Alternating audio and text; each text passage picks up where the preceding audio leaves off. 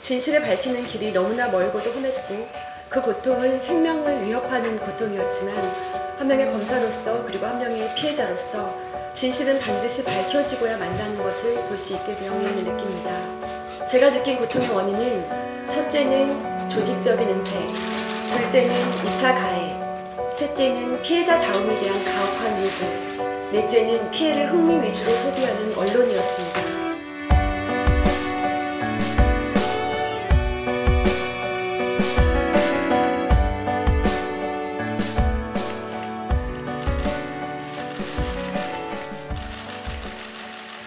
제가 JTBC 뉴스룸에 나가서 인터뷰를 한 것이 2018년 1월 29일 딱 1년 전 오늘이었습니다.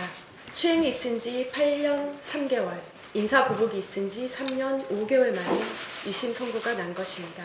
저는 개인적으로 아무것도 바라는 것이 없었습니다. 저는 그저 검찰이 정의로워한다는 것, 가해자는 제대로 처벌받아야 한다는 것, 피해자는 제대로 보호받아야 한다는 것, 이 당연한 것을 이야기하고 싶었을 뿐입니다. 그것을 말한 대가로 변호사도 검사도 하지 못하고 평생 집 밖으로 나오지 못하는 삶을 살더라도 후배들이 더 이상 이런 일을 겪지 않을 수만 있다면 괜찮다라고 생각했을 뿐입니다. 1년 동안 입을 연 피해자로 그리고 공익 제보자로 살면서 느낀 고통이 정말 생명을 위협하는 것이었습니다. 많은 성폭력 피해자들이 이와 같은 고통을 겪어야 하고 때로는 정말로 생을 마감하기도 합니다. 그 고통의 원인은 무엇일까요? 제가 느낀 고통의 원인은 첫째는 조직적인 은폐, 둘째는 2차 가해, 셋째는 피해자다움에 대한 가혹한 요구, 넷째는 피해를 흥미 위주로 소비하는 언론이었습니다. 먼저 조직적 은폐인데요. 다른 모든 조직에서와 마찬가지로 검찰 역시 피해 사실을 진실을 확인하기보다는 조직 보호 논리를 우선 내세우면서 진실을 은폐하는 것에 앞장섰습니다.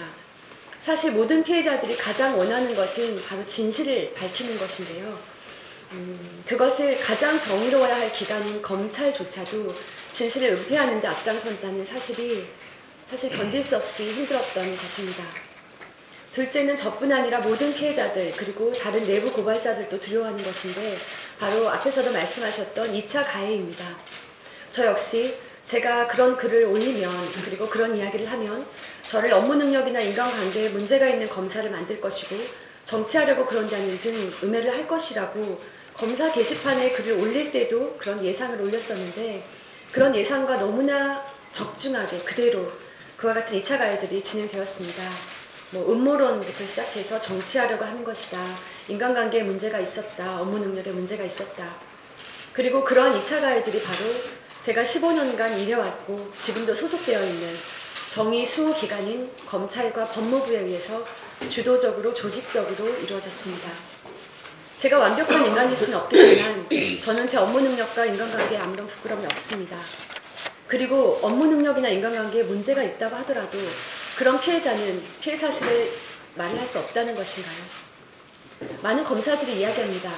검찰에서 앞으로 성범죄가 근절될지 공정한 인사가 이루어질지 장담할 수 없지만 그 누구도 앞으로 서지현처럼 입을 열 수 없다는 것은 100% 장담한다고 말합니다.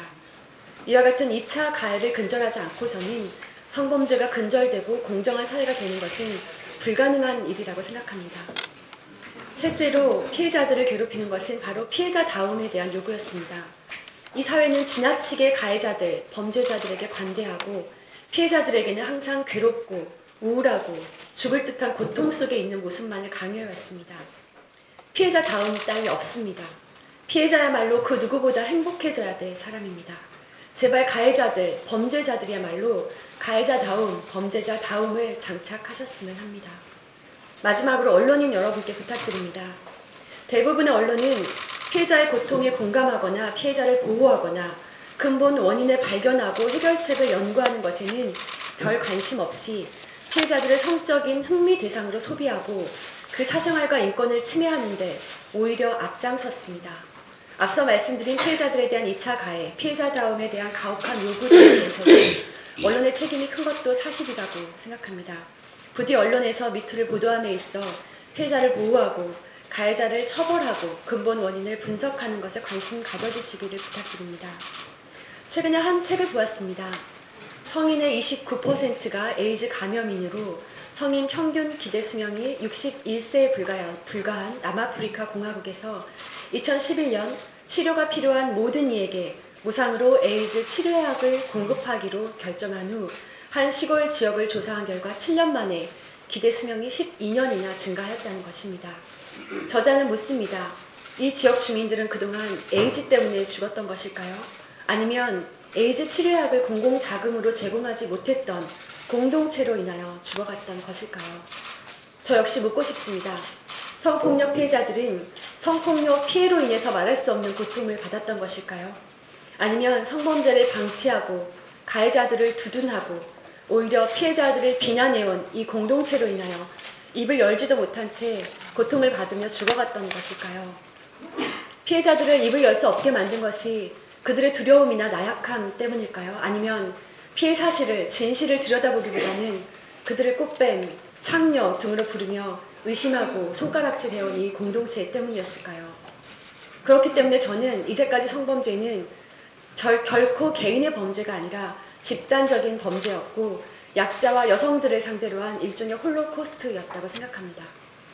미투는 특별한 것을 이야기하는 것이 아닙니다. 더 이상은 성범죄에 침묵하지 않겠다는 것, 가해자들을 제대로 처벌하라는 것, 피해자를 제대로 보호하라는 것, 이 당연한 이야기를 하는 것이 바로 미투입니다. 누군가 정의를 말하기 위해, 진실을 말하기 위해 모든 것을 불살라야 하는 이 비정상적인 시대는 이제는 끝나야 합니다. 공포와 수치로 피해자들의 입을 틀어막아온 이 잔인한 공동체는 이제는 바뀌어야 합니다. 이상입니다.